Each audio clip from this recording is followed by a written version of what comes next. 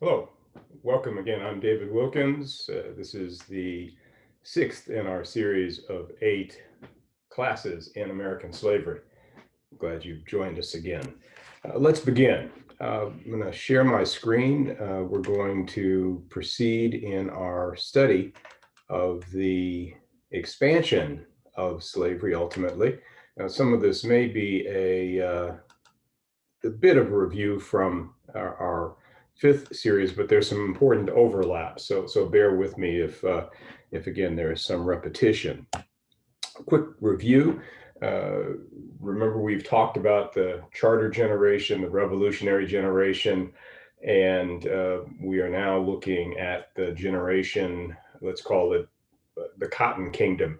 The revolutionary generation, of course, is the post uh, Revolutionary War generation, the new nation that has now created this new legal structure in the US Constitution. We spent quite a bit of time going through the ways in which that Constitution protected slavery. We examined the demographic changes taking place as north to south, particularly the population growth of the new nation, both white and black, free and unfree, and the dimensions that would play out leading up to middle of the 19th century and the Civil War.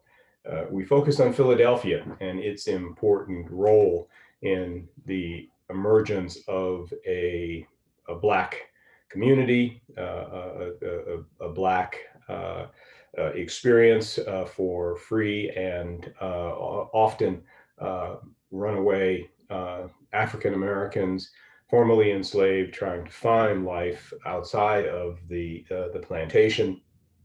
And we see the emergence of the Black church, principally, but other Black institutions, businesses that would form again in Philadelphia and would extend, of course, across the North, primarily to Boston and New York.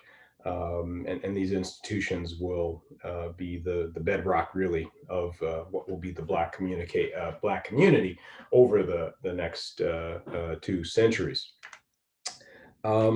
We talked about Absalom Jones and Richard Allen, again, the importance of the Black church and really their declaration by leaving the church in Philadelphia and forming Mother Bethel, and ultimately, in the case of Absalom Jones, the Episcopal Church. We started to examine instances of Black resistance, the revolution, if you will, the attempt to declare their entitlement, their right to be free. So finding ways to resist. And then we, of course, talk, and we'll continue about talking about the Haitian Revolution and its importance. We did look at the video. We won't look at it again, but I did want to take a minute and really emphasize the conclusions, really the summary statements made by John Green in the crash course video. I mentioned before that these crash course videos are very effective for young people. So if you are teaching elementary or high school students, John Green's delivery is both informative, factually, historically accurate, and entertaining. And I hope you enjoy him as well. So he said 4 or 5 things that I wanted to emphasize. First, that the revolution was indeed resulted in the formation of the second democracy in the New World. That the Haitian Revolution resulted in the first Western nation to be ruled by people of African descent. Thirdly, that it was indeed the most successful slave revolt in the New World. We'll see in a moment 3 or 4 other examples of attempted revolts that were not successful, and there are reasons why. The revolt in Saint-Domingue, which is now known as Haiti, was successful, and these others were not. We'll examine that. The fact that the Haitian rebels successfully resisted. Sometimes at the same time, France, England, and Spain is not insignificant. Remembering again that the island to currently separated between the Spanish side being the Dominican Republic and Haiti. So these European influencers played a huge role in what would become Haiti, and we'll examine some of that in a moment as well. And the Haitian belief that all people, all men, no matter their race, were entitled to be free. The original Haitian Constitution indeed guaranteed freedom and equality for all Black men. They define that as all men who accept the rule of Haitians.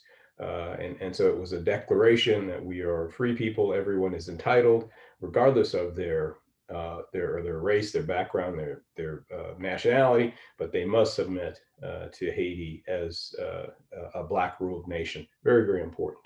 I received a great question, and I wanted to address it so you get the benefit as well. Someone asked in the class what was the role of the U.S., the new U.S., and even into the 20th and 21st century, what has been the role of the U.S. government in Haiti's Declaration of Independence and in their continuing to operate as a free nation. I found an interesting response in the Jacobin. I hope you're familiar with that publication. It was called The Case for Reparations, and essentially what it does is explain how France attempted to retake their Caribbean possession. When they could not, they then successfully extorted an indemnity from Haiti. But let's not lose sight of the fact that for the initial period of the post-revolution, Haiti was important to the U.S. because Napoleon had to give up his dreams of a North American empire, resulting in the sale of French interest in to the U.S. So the Louisiana Purchase is a result of that, and so for $15 million, Jefferson successfully negotiated a purchase that would double the then size of the U.S. So very, very significant. Would not have happened but for this successful Haitian Revolution, or at least would not have happened at that time.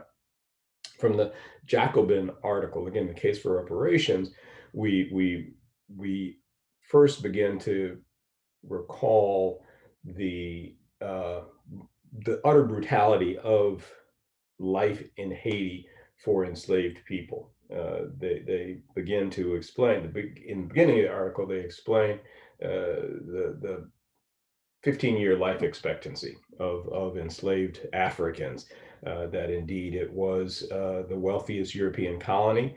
It amounted to half of France's overseas trade, and it was essentially the 40% of all sugar traded in the Atlantic was produced in Haiti. So significant holding, and you can understand France's desire to retake that holding. So in 1825, again, long after again, their efforts obviously to regain, they impose 150 million franc indemnity as punishment for Haiti's rebellion and for the expulsion of the elites. That indemnity would ultimately be paid off, but not before Haiti would be financially bankrupt, essentially, as a result. So 1814, after the monarchy is reestablished in France, they will secure a guarantee from the other European powers not to interfere in Haiti. So they have shown their hand to Spain and England and perhaps the government in the U.S. that they do intend to act against Haiti.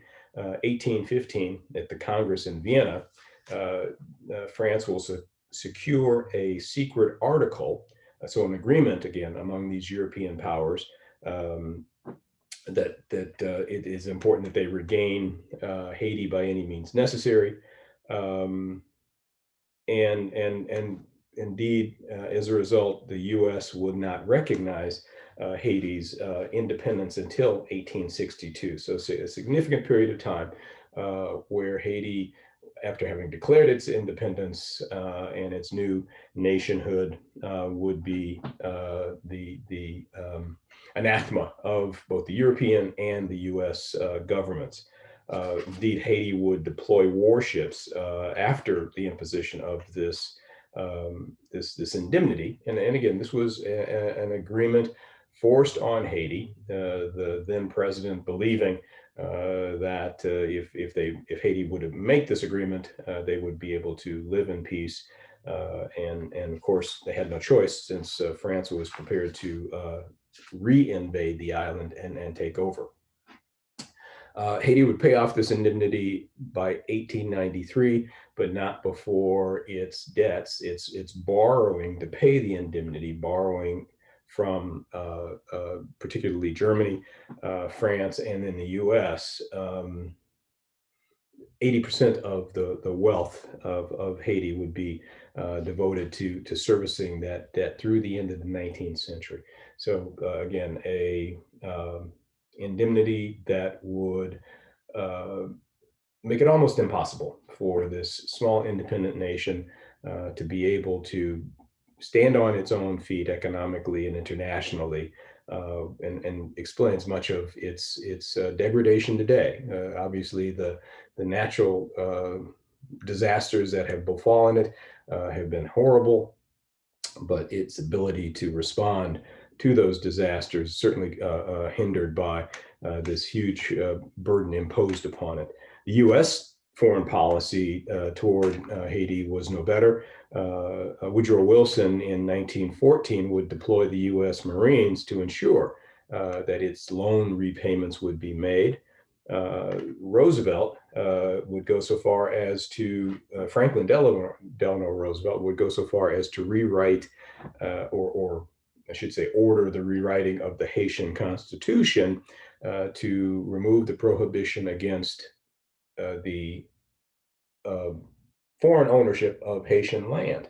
Now, this was as much a racist move as any other. The Germans, before the U.S., where they were the main bankers, would often find other ways around that rule. Several Germans married Haitian women and then were able to acquire land and begin businesses. The U.S., of course, being absolutely against the intermarrying with people of African descent, instead chose to have the Constitution changed.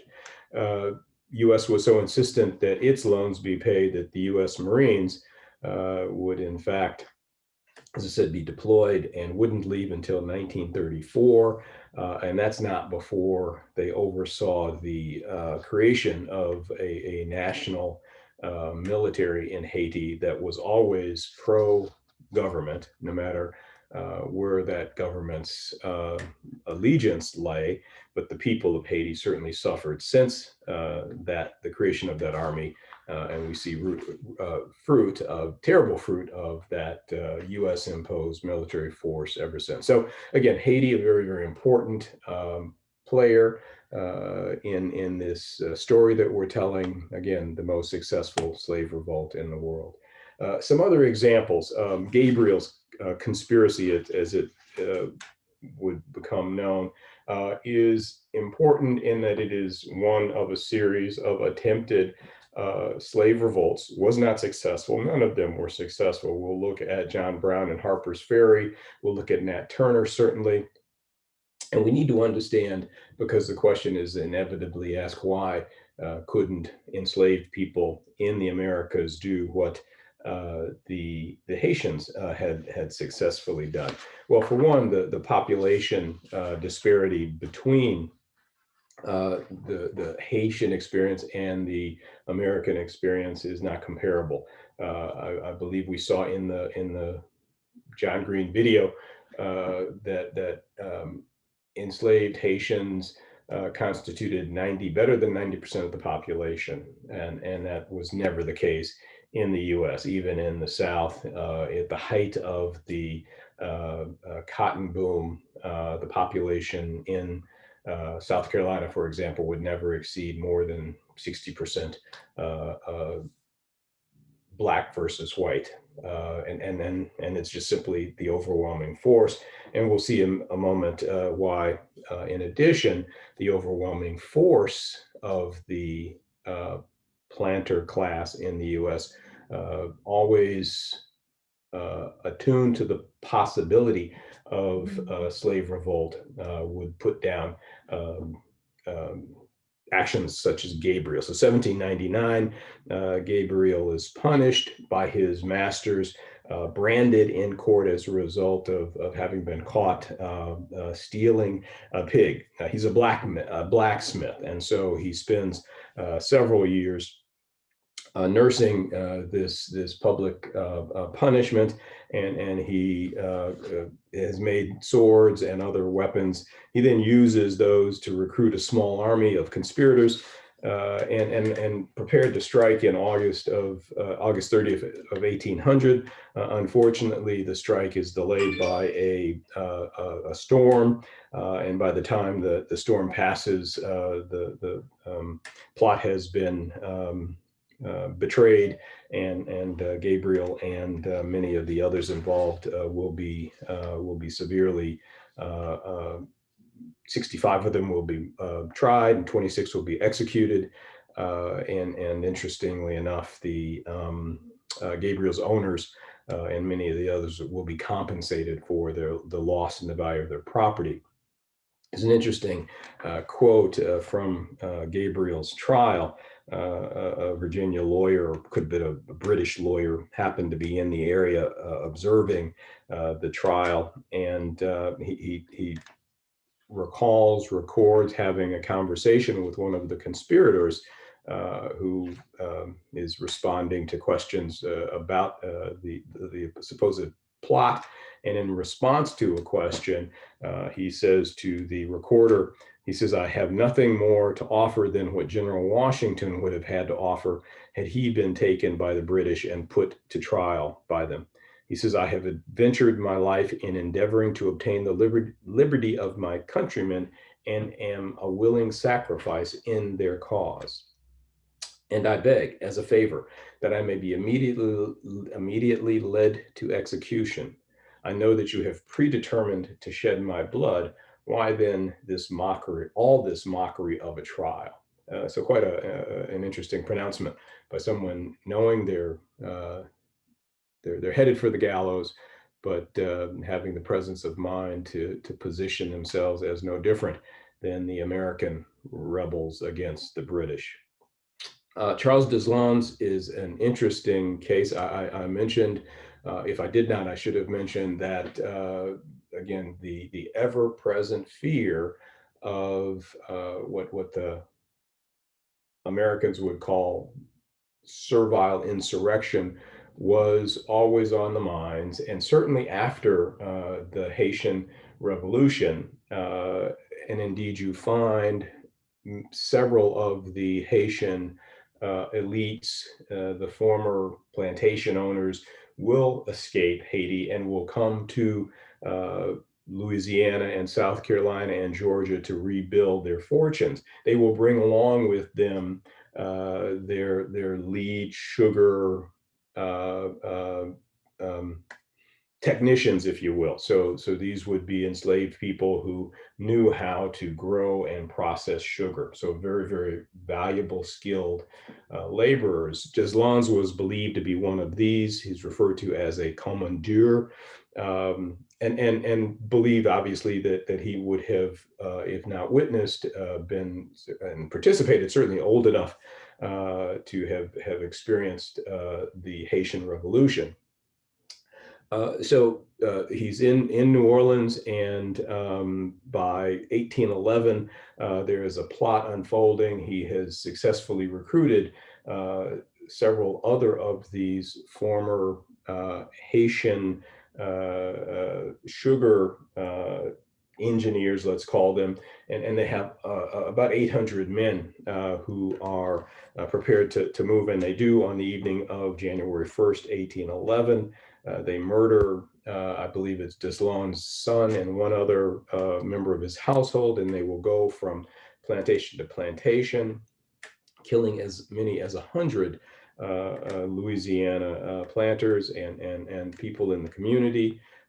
They are going to obviously be stopped, as would often happen, and the militia will rise up and will bring this Deslon's, the German coast revolt to an end, and they will be brutally punished, many of them beheaded, and those heads will be staked on poles along one of the levees in New Orleans as a warning and a threat, obviously, to other enslaved people who might attempt to do the same.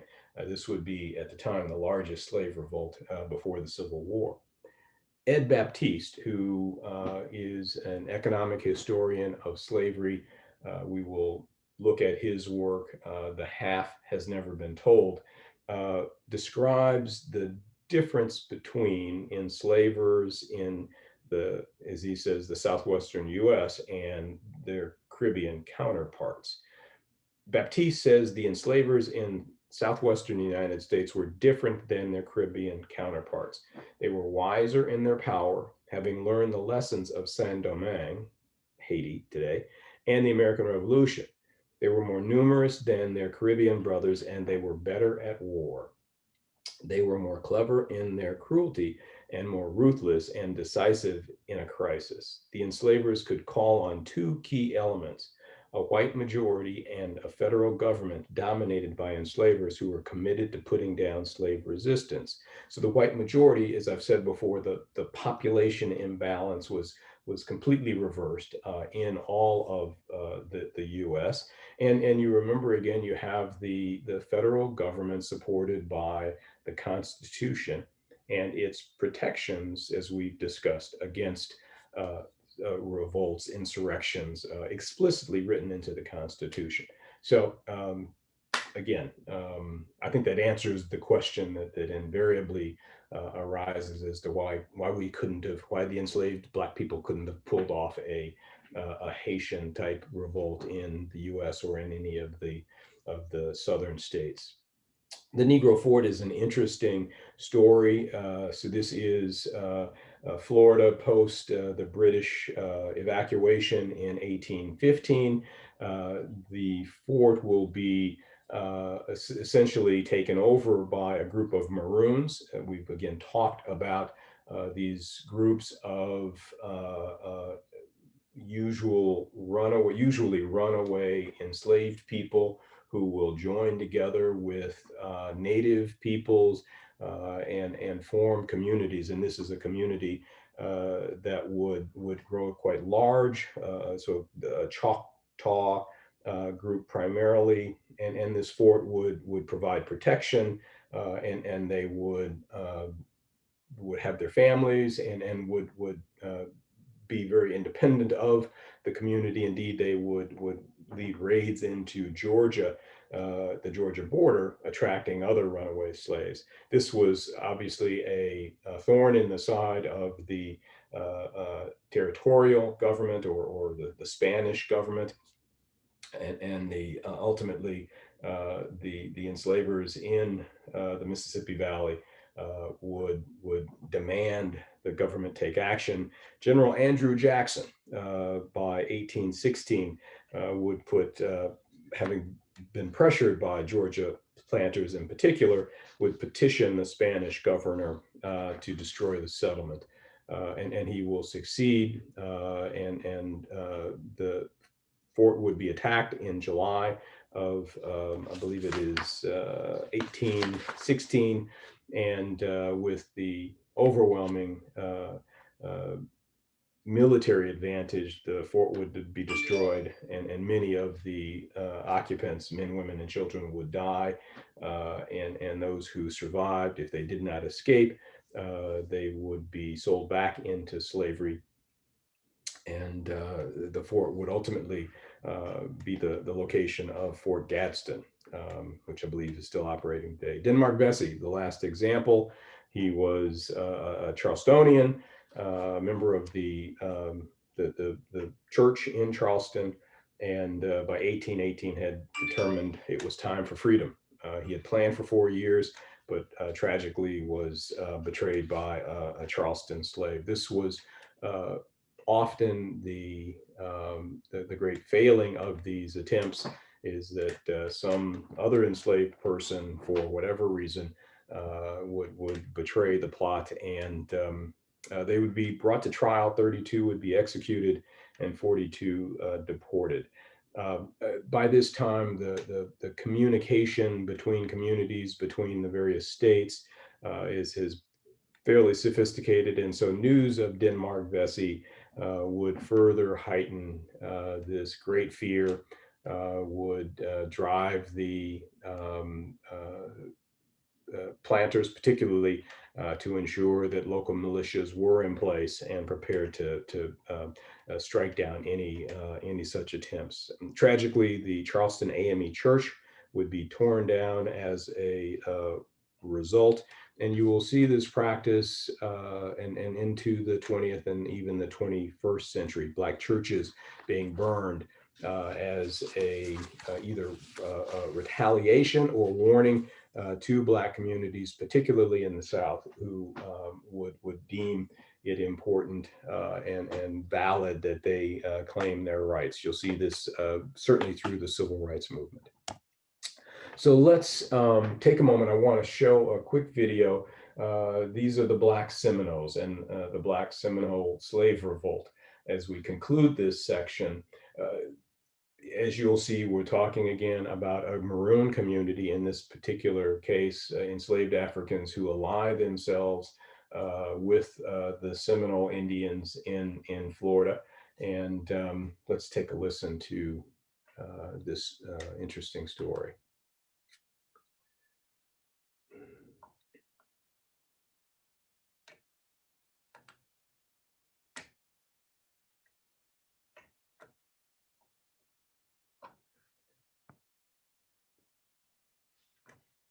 I'll get it going here in a moment.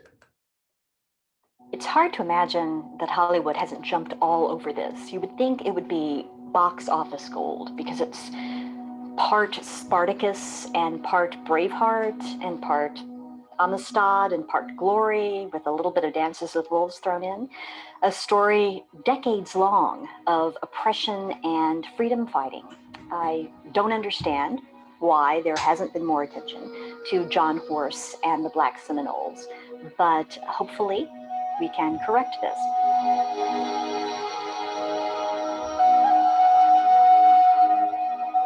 John Horse and the Black Seminoles deserve to be remembered for a number of reasons. They created the largest haven in the U.S. South for runaway slaves. They led the largest slave revolt in U.S. history.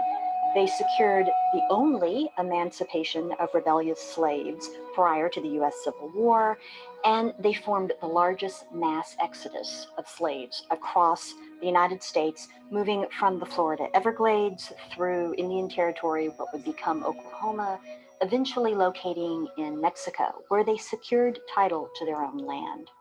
It's a remarkable story. It's overlooked not just by filmmakers, it's not well known in popular culture, and in fact, it's been overlooked by historians of slavery, if you can believe it. In the early 18th century, two groups in particular fled the colonial South into Spanish Florida, into the Everglades. One of these groups were Seminoles, who were migrating from the various colonies, just trying to avoid white encroachment, basically, trying to move someplace that white colonists weren't. And the other group was runaway slaves, people who were fleeing and trying to create a free life for themselves. Both were welcome in Florida. And in fact, the Spanish crown offered runaway slaves their freedom if they would defend the land for the crown, for the Spanish. So a mixed society emerged in the Everglades uh, of intermarriage, family intermingling between these runaway slaves and the Seminoles. And in fact, the first legally sanctioned Black free town in the North American continent was in the Spanish Florida Everglades. After the American Revolution, people living in the southern states didn't really like living that close to a large armed population of former slaves, particularly when they were in league with the local Native American nation, the large armed group of free Seminoles. And they knew that their own slaves felt free to run away and be harbored by this group. They knew that they were welcomed. And so from George Washington's administration on, there was questions of what do we do about the problem of the Florida Everglades. In 1818, this was James Monroe's administration, General Andrew Jackson actually moved into Florida, invaded it, not authorized to do so. He was actually pursuing justice against those who'd attacked Fort Scott in Georgia, but he did it anyway. He went into Florida and claimed it for the United States. When he seized the peninsula, he took the opportunity to execute some of the people who opposed him and also to clean out some of the areas of former slaves and Seminoles because he felt that this would make it better for annexation. The United States then soon actually bought Florida from the Spanish. When Jackson became president, he decided to make sure that the Black Seminole communities were moved out by force. So he pursued this in his policy, his larger policy of Indian removal. This led to the Second Seminole War, which was 1835 to 1842, and became the largest and costliest of the so-called Indian Wars. Because the two communities were tied together, that is, the former slaves and the Seminoles, when the Seminoles were attacked in the Seminole War, this led to an uprising of the former slaves. In April of 1836, Black Seminoles and their Indian allies moved together to create what was the largest slave rebellion in US history. This wasn't just a matter of runaway slaves. More than 385 plantation slaves ran away from their masters and joined the Black Seminoles, essentially in laying waste to the Florida sugar mills, which were some of the most valuable areas, plantations in the whole continent. One Seminole leader at the time was the leader Osceola, who is justly remembered by history. Another leader who rose up at this time was John Horse, who was ethnically a Black Seminole, and who would ultimately lead his people on a long and trying exodus for their freedom. In 1838, John Horse and the Black Seminoles agreed to stop fighting the US government in exchange for moving to what was then considered to be Indian Territory, which is now today the state of Oklahoma, and for legal recognition of their freedom. So despite the fact many of them were runaway slaves, they would have the opportunity to start over again as free individuals. Once they moved from the Everglades to Indian Territory, however, they found that their freedom was under attack, both by whites and by other Native Americans. In 1848, a decade after they had made the agreement with the US government, the US Attorney General announced that the government never had the authority, the power to recognize their freedom. And in fact, they were still, those who had been slaves, still enslaved. This was like opening season on them, basically declaring that they were there for the picking. And so they did the only thing they could do. They fled once again.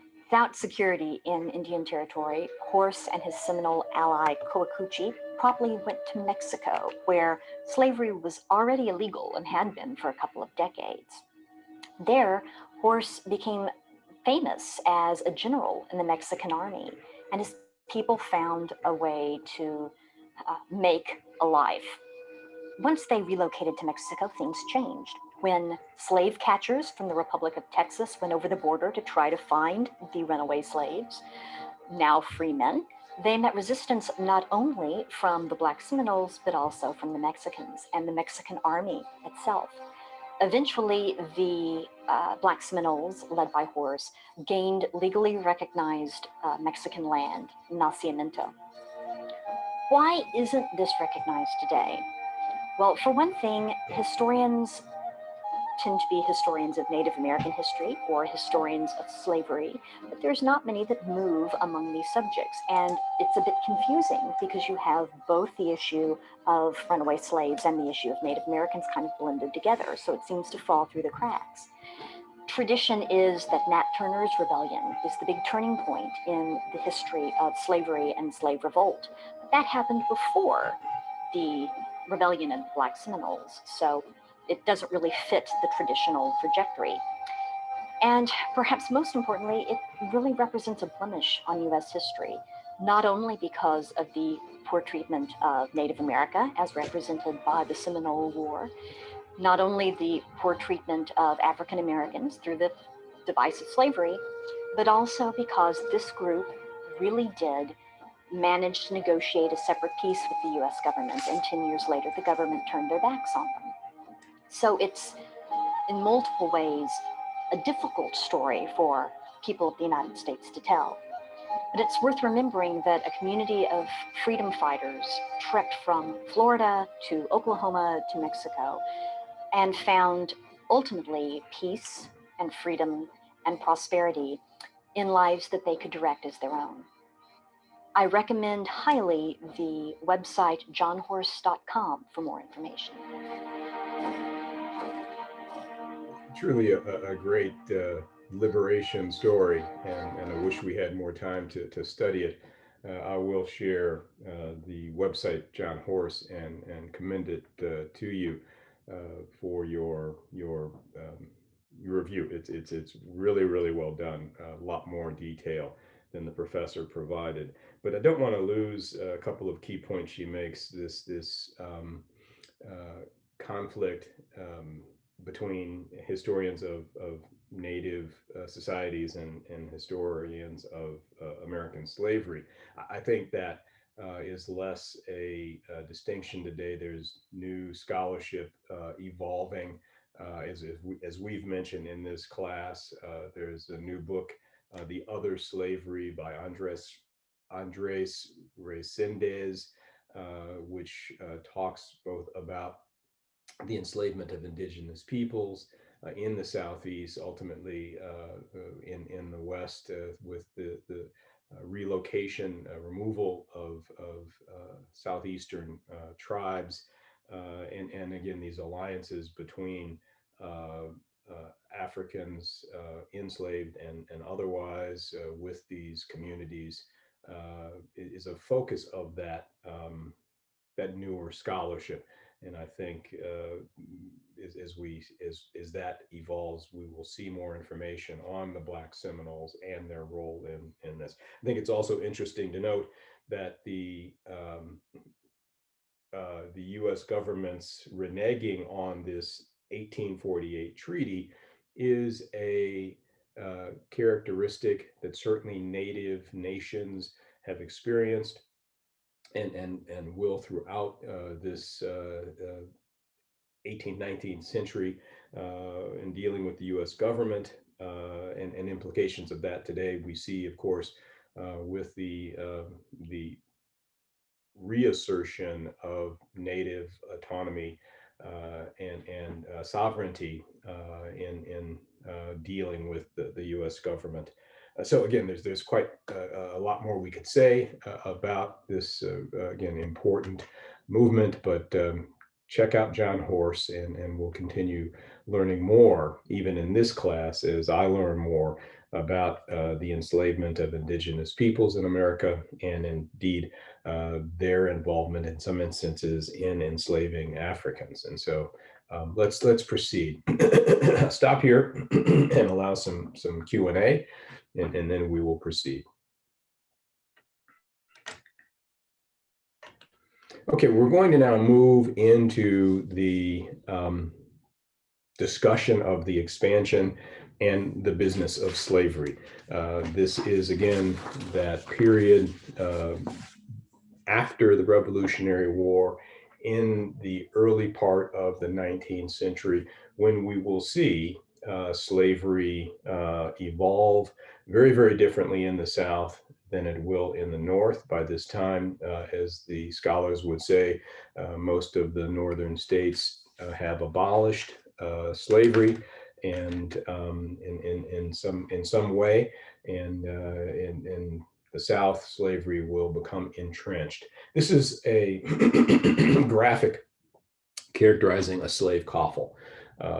When African captives were captured on the continent in Africa, and they would be moved from wherever they were captured to the coast in coffles. This same experience then is replayed in the new United States, and this characterizes the movement of up to 1 million enslaved peoples from Virginia, Maryland, from the Chesapeake Bay, from the middle colonies to the South, and moved because that's where the market was moving. And we'll understand that better as we proceed here. But I thought we would begin by just focusing on this image because it is the image that will drive the growth of slavery in the South, driven more so by the development of the cotton marketplace, and you will see the role of capital as the South asserts its economic strength based on the backs of Black men and women and children in this ever-growing cotton kingdom. So let's jump into the expansion and business of slavery, and let's begin with a short video that includes a couple of my favorite historians, David Blight. In the late 1820s, there were 2 million men, women, and children living in bondage in the United States. In the 50 years since the Revolution, every northern state had outlawed slavery. It had once seemed likely that it would disappear in the South as well, but no more. The invention of the cotton gin had led to a massive increase in cotton production, making slavery indispensable to both the South and the North. It's actually quite astounding how deeply entrenched it was in the nation's political and economic life. What is seen as this sort of idiosyncratic, peculiar Southern institution actually had an enormous economic significance in the national economy of the United States. Slaves were the single largest financial asset in the entire American economy, worth more than all manufacturing, all railroad, steamship lines, and other transportation systems put together. The only thing in the American economy worth more as simply a financial asset was the land itself, and no one really quite knows how to value, North America. The only voices advocating the abolition of slavery were Black. Their frustration was growing, and some of them were becoming more militant. But no one in power was listening. As of yet, no white Americans could imagine turning millions of dollars worth of slaves into millions of Black compatriots. So again, David Blight makes the point, and we will highlight that as we proceed today, that slaves were the single largest asset in the U.S. economy. And Manisha Sinha, another excellent historian, makes the point that slavery was indispensable to the South and the North. And we will understand that as well, because the myth is often that slavery was a peculiar institution of the South, which is certainly true, but that indeed the North benefited from the South, from the expansion of slavery in the South. So the Eli Whitney's cotton gin should be familiar to all of us, simply to make the point that Whitney, a northerner, a Massachusetts Yankee, in 1793 devised this gin, once learning from a friend in the South of the so-called bottleneck. A great deal of long stem cotton could be grown successfully, but it could not be processed because of the seeds. And so very simply, Whitney puts together a machine that allows that seed to be easily removed, which then would remove the bottleneck and allow Southern enslavers to grow as much cotton as they could, which would require more labor. And that's the great driver here. So I mentioned that we would examine the work by Edward Baptiste. The Half Has Never Been Told, Slavery and the Making of American Capitalism. And Baptiste has done a brilliant work in explaining, using, interestingly, the human anatomy to describe this new slavery in the Cotton Kingdom. And let me begin by reading just a passage from really his opening chapter, which he entitles Feet. This is 1783 to 1810. Not long after they heard the first clink of iron, the boys and girls in the cornfield would have been able to smell the grown-ups' bodies, perhaps even before they saw the double line coming around the bend. Hurrying in lockstep, the 30-odd men came down the dirt road like a giant machine. Each hauled 20 pounds of iron, chains that draped from neck to neck, wrist to wrist, binding them all together. Ragged strips flapped stiffly from their clothes like dead air pennants. On the men's heads, hair stood out in growing dreads or lay in dust-caked mats. As they moved, some looked down like catatonics. Others stared at something 1,000 yards away. And now behind the clanking men followed a marching crowd of women, loosely roped, the same vacancy painted in their expressions, endurance standing out in their rigid strings, in the rigid strings of muscle that had replaced their calves in the weeks since they left Maryland. Behind them all swayed a white man on a gray walking horse. The boys and girls stood holding their hoe handles, forgetful of their task. In 1805, slave coffles were not new along the South Road through Rowan County here in the North Carolina Piedmont, but they didn't pass by every day. Perhaps one of the girls close to the road, a 12-year-old Willow, stared at the lone man who, glistening with sweat and fixed of jaw, set the pace at the head of the double file. Perhaps he reminded her of her father in her memory tall. A few years back, he'd stopped coming to spend his Saturday nights with them. The girl's mother said he'd been sold to Georgia. Now, in the breath of a moment, this man caught her staring eyes with his own scan as he hurried past. And perhaps, though he never broke stride, something like recognition flashed over a face iron as his locked collar. This man, Charles Ball, a 25-year-old father of two, could not help but see his own daughter 10 years hence, years he knew she'd pass without him. Then he was gone down the road, pulling the rest of the human millipede past the girl. As the women's bare souls receded, the white man on the horse following last, looking down, appraising her.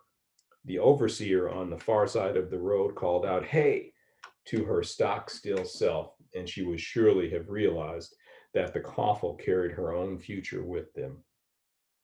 There are 1,760 yards in a mile, more than 2,000 steps. 40,000 is a long day's journey. 200,000 is a hard week. For 80 years, from 1780s until 1865, enslaved migrants walked for miles, days, and weeks. Driven south and west, over flatlands and mountains, step after step they went farther from home. stumbling with fatigue, staggering with whiskey, even sometimes stepping high on bright spring mornings when they refused to think of what weighed them down.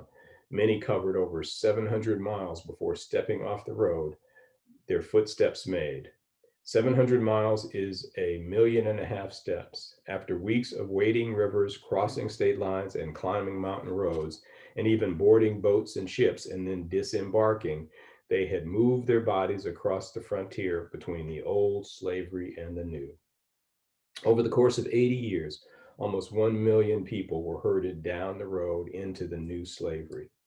This chapter is about how these forced marchers began as they walked those roads to change things from the eastern and western United States, like shifting grains moving from one side of a balance to another. It shows how the first forced migration began to tramp down paths along which another 1 million walkers, 1.5 trillion steps would shape 7 decades of slavery's expansion in the new United States. And it shows how the paths they made on the land, in politics, and in the economy, footprints that driven slaves and those who drove them left on the fundamental documents and bargains of the nation, kept the nation united and growing. We refer to this era that Baptiste has just described as the forced migration, the second Middle Passage. Again, the allusion to movement from Africa to the West. Here we're talking about the movement, obviously, from the Mid-South to the Cotton South, to the Cotton Kingdom. And nobody describes it better than Baptiste does in The Half Has Never Been Told. This is a copy of a page from Baptiste's book, and I simply wanted to capture, and this is the best way I could do it, the net internal forced migration by decade. And so what he's done here is he's listed the importing state on the far left. Across the top, you see the decades that pass between the beginning of this forced migration era through to essentially the Civil War. And then down the sides, you see the total. And we end up with nearly 1 million men, women, and children being marched in this new slavery.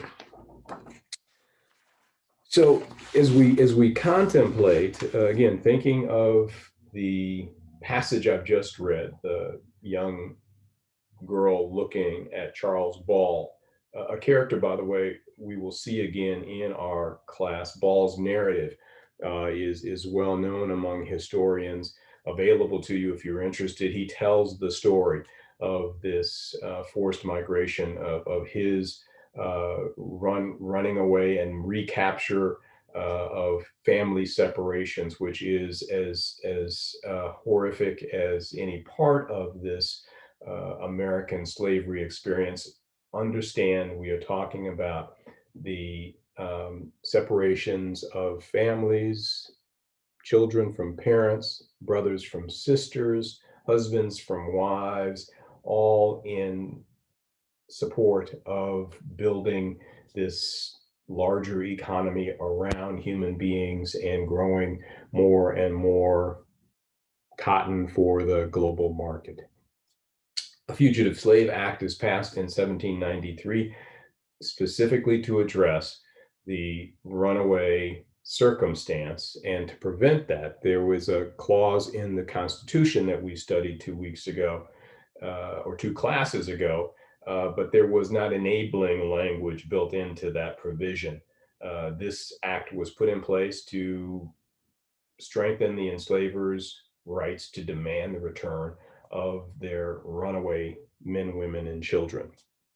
The Fugitive Slave Clause that would be a part of the 1850 Compromise we study next week was far more effective in its,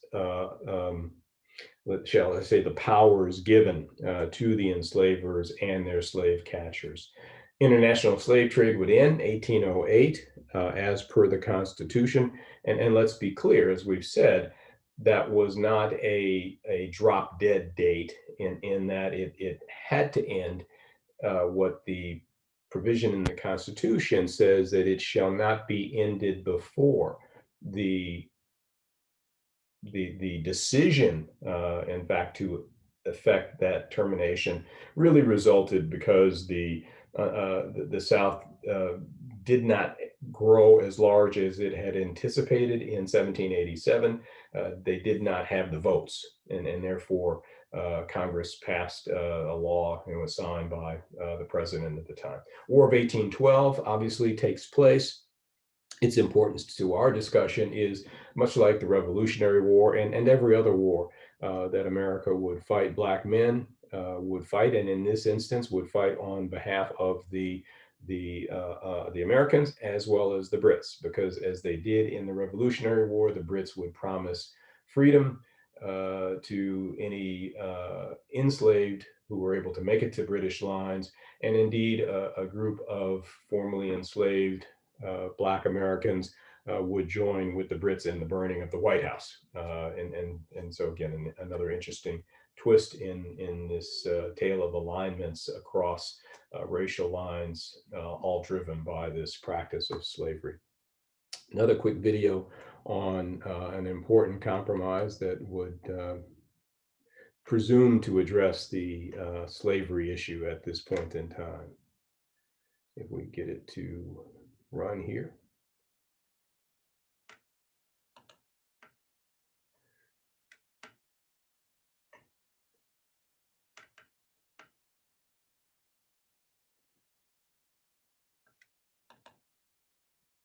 To understand what the Missouri Compromise is and why it's so significant in American history, we have to take it back about 200 years. Now, let me set the stage for you.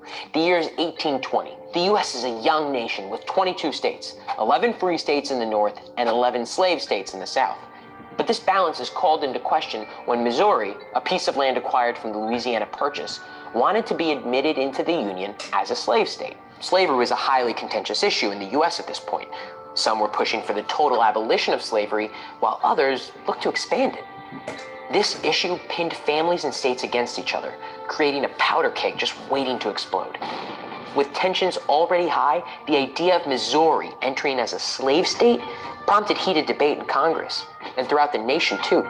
Not just about Missouri, of course, but also how slavery factored into all future states and the future of the nation. Many argued over whether Congress even had the right to spread or limit slavery in the United States at all. While Northerners argued Congress should be allowed to prohibit slavery, Southerners insisted on popular sovereignty, the idea that it should be up to the states to determine this for themselves. These sentiments sound familiar? The biggest sticking point of the debate was political power. You see, Missouri's entrance as a slave state would throw off the balance of power in Congress. So to keep things even, Congress hashed out a separate solution, a compromise of sorts. In exchange for Missouri's admission as a slave state, the Northern Territory of Maine would be admitted as a free state. This ensured equal representation between the North and the South. A second part of the compromise banned slavery throughout the remaining Louisiana Purchase territory north of latitude line 3630. But while the Missouri Compromise limited the spread of slavery, it did nothing to abolish slavery in states that already had it. So while in some ways it staved off a civil war, it was only because it just maintained the status quo. The admission of Missouri as a slave state only fanned the flames of the national debate over slavery, a fierce disagreement that wouldn't be resolved until the end of the Civil War. So a recognition again that in 1787, the delegates understood that slavery was an issue, was going to continue to be an issue. Some believe that, particularly the delegates in the North, slavery would die out. Perhaps some in the South, but there's evidence indeed that the Southern delegates were not going to leave that convention without the protections, again, that we've studied. So 1820, we're several 40 years or so beyond, and we have this challenge, as pointed out in the video. How do you bring the new states in? Missouri was at issue. This would be an issue leading up to 1850, and Kansas and Nebraska, and we'll look at the violence surrounding the ever hot issue of abolition versus allowing slavery indeed to expand. This line, the 3630 line latitude that the professor mentioned, would hold, but only for so long, and again would ultimately require the tragic Civil War. One other interesting reference back to the 1787 convention. Even at that point, there was a recognition among the delegates that the population, the natural increase in the enslaved population was going to be beneficial to the enslavers and to those who were benefiting from all the unpaid labor, I should say, of enslaved people. 1790 census would record 667,000 in the census of 1790 of enslaved people. By 1810, there are 1.2 million enslaved, so a 70% increase. And by 1840, that number, as I've said before, would approach 4 million. So this issue of natural increase, the frankly breeding of enslaved women, was addressed. Oliver Ellsworth, a Connecticut delegate to the convention, again, this is back 1787. He'd become a future Chief Justice of the Supreme Court, engaged in this debate at that point over slavery. And he says, having never owned a slave, he could not judge the effects of slavery on character. Rather than simply attacking the international slave trade's morality or bewailing the effects of slaveholding in the moral abstract, let the economic interest of white Americans, Ellsworth said, dictate whether the Atlantic slave trade should be closed. And, he goes on, as slaves also multiply so fast in Virginia and Maryland that it is cheaper to raise than import them, let us not intermeddle with the internal forced migrations either. So here you have 40 years before the era we're now talking about, recognition by even Northern delegates that natural increase and the potential for an internal migration of enslaved people to places needed was going to play out, and indeed it does. And so let's move on and into this discussion of the expansion and business of slavery to make the point again that it was not only the South who would benefit. Much of this is taken from Baptiste's book. He says the business of slavery was always national. After the Revolution, slavery slowly died out in the North, as we've said, but the business of slavery continued and expanded. And that was true throughout the history of slavery in America. He gives three very good examples. First, the West Indian trade. As we've learned, sugar was the foundation of the Caribbean slave societies. Sugar was so profitable that all the available land was used for the growing sugar cane, and all the supplies needed to support the sugar plantations had to come from elsewhere. Consider that.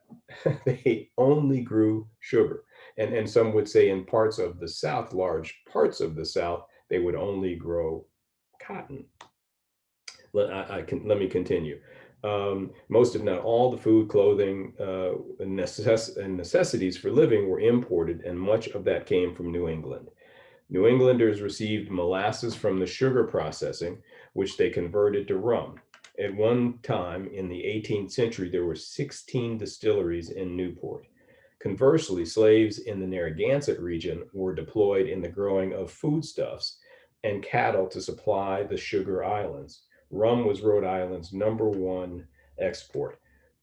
The reference to growing foodstuffs, again, the wheat growing, corn growing, cattle raising parts of the North would supply, just as Rhode Island was supplying rum from the molasses distilled from sugar processing. The Atlantic slave trade, second example, using manifest and other records from the 1773 voyage of the sloop Adventure, we find more evidence of this connection. In addition to all the other necessaries for a lengthy voyage, the Adventure was stocked with handcuffs and shackles, blacksmithed in Rhode Island, as well as sufficient provisions for the crew and for up to 60 Africans. The largest part of the provisions was rum, which would be used to purchase the African captives. So when we talk about the triangle trade, this is precisely the reference, again, back to our earlier discussions. Product coming from the south to the north, processed in the north, used then for the voyage back to Africa, that product being sold to purchase more Africans, and then those Africans being brought and sold either in the Caribbean or in the U.S. The triangle, therefore. You also have to consider all the onshore support needed for one of these voyages, like the Adventure, for clerks to tradesmen. Everybody benefited from the slave trading voyages. Historians have tracked the use of the duties and taxes paid by slavers. Some was used to pave the streets of Newport, Rhode Island. And third example, the cotton trade. The jeans we wear today are connected to the slave trade. Levi Strauss bought the patent from a textile mill, and it was a patent for Negro cloth. Negro cloth was a coarse, durable fabric that was made specifically to be used by enslaved people because of its suitability for long wear and low cost. Textile mills in 19th century New England constituted as much as 15% of the labor force.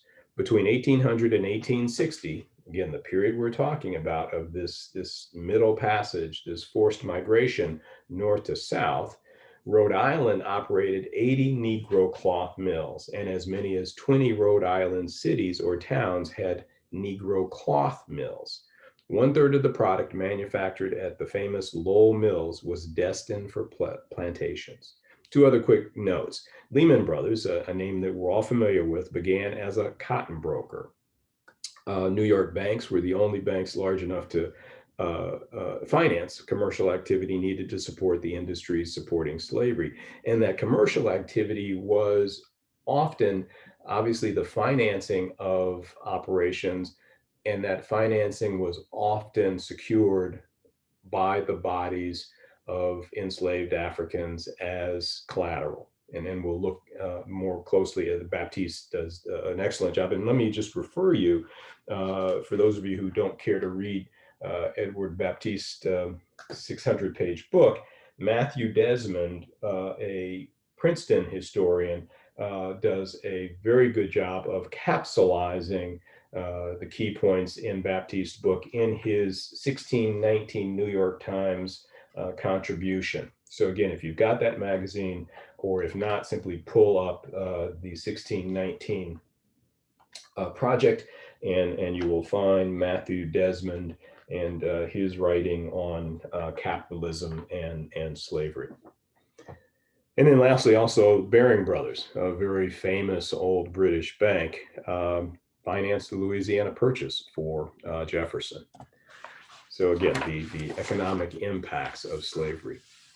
I mentioned Charles Ball, the main character in Baptiste's chapter on feet.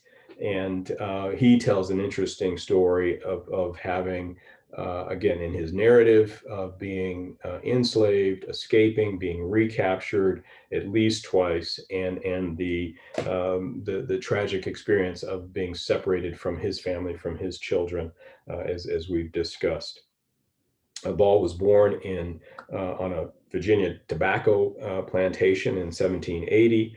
He sold at the age of 4 after his enslaver died, and his estate needed to raise money. Ball, his mother, and siblings were sold to different buyers, and his father remained. His mother was beaten by her new owner when she tried to appeal to the family to be sold together. Ball was sold to a new owner in Georgia. He'd be sold 5 times more before he reached the age of 25, the age when we encounter him in the earlier passage. In 1805, Ball had the opportunity to run away while working at the Washington Navy Yard on a hired out basis, not a unfamiliar practice. An enslaver who had skilled enslaved people could hire out that labor, and again, benefit therefrom. He returned to his enslaver, not wanting to abandon his wife and child, only then to be sold to a new owner. Ball had hoped to make enough money with which he obviously could be able to buy himself if he could. That wasn't to be his fate. 1809, Ball runs away to Maryland, where he lived for 20 years until caught again a third time and returned to slavery. He would escape again, move to Pennsylvania, where he would write his autobiography. Baptiste uses Ball to describe the pushing system, which would replace the task and gang systems as we talk about changing labor systems. The task was an enslaved person would be assigned a specific task, and once that task was complete, they might have free time to tend to their own gardens and needs of their family. Gangs would develop when, again, this demand for more and more labor would increase, and a gang would be overseen by a white overseer or a black driver, and this pushing system would evolve, where each enslaved person would be given a set number of acres to cultivate, set amount of cotton to pick at the end of the day, and that measured amount could lead to punishment if that quota wasn't met. Baptiste describes the threat of torture associated with this pushing system in the following way. He says the threat of torture drove enslaved people to inflict this creation and destruction on themselves. Torture walked right behind them, but neither their contemporaries then nor historians since have used torture to describe the violence applied by enslavers. Some historians have called lashings discipline, the term offered by slavery's lawgivers and the law they wrote, which pretended that masters who whipped were calmly administering punishment to correct lazy subordinates' reluctance to work. Even white abolitionist critics of slavery and their heirs among the ranks of historians were reluctant to say that it was torture to beat a bound victim with a weapon until the victim bled profusely, did what was wanted, or both. Perhaps one unspoken reason why many have been so reluctant to apply the term torture to slavery is that even though they denied slavery's economic dynamism, they knew that slavery on the cotton frontier made a lot of product. No one was willing, in other words, to admit that they lived in an economy whose bottom gear was torture. This whipping machine is actually a reference to a rotating mechanism with straps attached, which could apply this torture more efficiently. And another one of Baptiste's examples. So when we talk about the output from this torture-driven system, look at these efficiency rates that Baptiste captures. So these are increasing productivity per enslaved person. 1801, you go from 28 pounds a day, 1818, 50 to 80 pounds, 1828, 132 pounds to 340 pounds per day by 1840. This is also described very well in Matthew Desmond's 1619 project article, and again, I commend it to your reading. Planter account books. Historians have great deal of primary source material from the careful accounting kept by enslavers on large plantations in the South. So, for example, in this particular record, they track daily picking totals, 2.3% per year increase between 1811 and 1860, showing that productivity increase of almost 361. Desmond in his article says an increase of almost 400%. Hard to imagine, but when driven by torture, humans do unimaginable things. pounds per year. Between 1800 and 1860, cotton production increased from 1.4 million to 2 billion pounds per year. And we can see this in the graph. So quite simply, you can read left to right at the top and the years down the left, but cotton made in the US, you see how that increases. Cotton made in the world, comparing, again, US's contribution to that, the US share of that production reflected in the third column, US share of all cotton produced or imported to Britain. Again, Britain would be the target for most of the cotton because that's where the huge mills were until the mills in the north of the U.S. northern states would grow to meet the demand. The last two columns, the cotton as a share of all U.S. exports, merchandise, and the real price of cotton. So as cotton, the price drops, productivity continues simply because of the enormous amount of cotton being produced by the backs and hands of men, women, and children.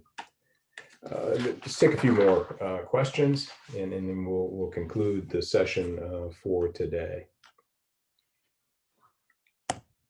All right, just one other slide showing, and Baptiste mentioned the value, or I should say David Blight mentioned the value of enslaved people as a percent of the economic value of the country. So 1800 to 1860, you see how US wealth grows in the first column, the number of enslaved. We said by 1860, you see nearly 4 million. Wealth in enslaved bodies, almost 4 trillion, almost $3 trillion dollars by 1860, and enslaved as a share of all US wealth. Remarkable, but true. So Baptiste again addresses this issue of how contemporary historians view, he and his colleagues view the history of slavery, and how that changes as they come to understand the economic dynamics of cotton and how it is managed. He asked the question, why have historians failed to ask, once the enslavers had the cotton gin, how then did enslavers produce or have produced by other hands as much cotton as the cotton gin could clean? The cotton gin removes the bottleneck. Untold amounts of cotton can now be grown because this simple machine makes it more easy to process. And what Baptiste's challenges is the historian's failure to examine the question of how did they get that much cotton grown. He answers his own question. He says, thus, even after historians of the civil rights, Black Power, and multicultural eras rewrote segregationist stories about gentlemen and belles and grateful darkies, historians were still telling the half that has ever been told. He takes his title here. For some fundamental assumptions about the history of slavery and the history of the United States remain strangely unchanged. The first major assumption is that as an economic system, a way of producing and trading commodities, American slavery was fundamentally different from the rest of the modern economy and separate from it. Stories about industrialization emphasize white immigrants and clever inventors, but they leave out cotton fields and slave labor. This perspective implies not only that slavery didn't change, but that slavery and enslaved African Americans had little long-term influence on the rise of the US. The second major assumption is that slavery in the United States was fundamentally in contradiction with the political and economic systems of the liberal republic, and that inevitably that contradiction would be resolved in favor of the free labor North. Sooner or later, slavery would have ended by operation of historical forces. Third, the worst thing about slavery as an experience, one is told, was that it denied enslaved African Americans the liberal rights and liberal subjectivity of modern citizens. It did those things as a matter of course and as injustice, that denial ranks with the greatest of modern history. But slavery also killed people in large numbers. From those who survived, it stole everything. All these assumptions, Baptiste says, led to still more implications, ones that shape attitudes, identities, and debates about policy.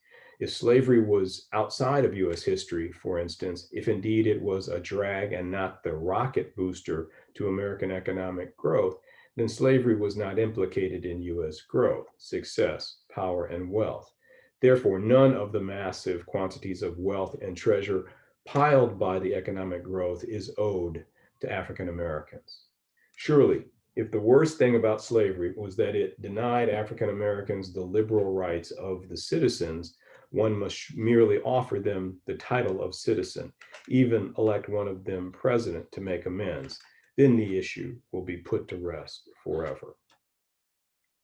Let's stop here. I think we can continue in our seventh session this discussion that Baptiste raises, and I'd also like then move us toward our discussions of the 2 decades leading to the Civil War, the implications of this booming economy as a driver toward that war, and how inevitably the state's abilities to resolve those conflicts would lead to nearly 700,000 dead Americans, Black and white. Again, thank you for joining us, and I look forward to seeing you for our seventh session.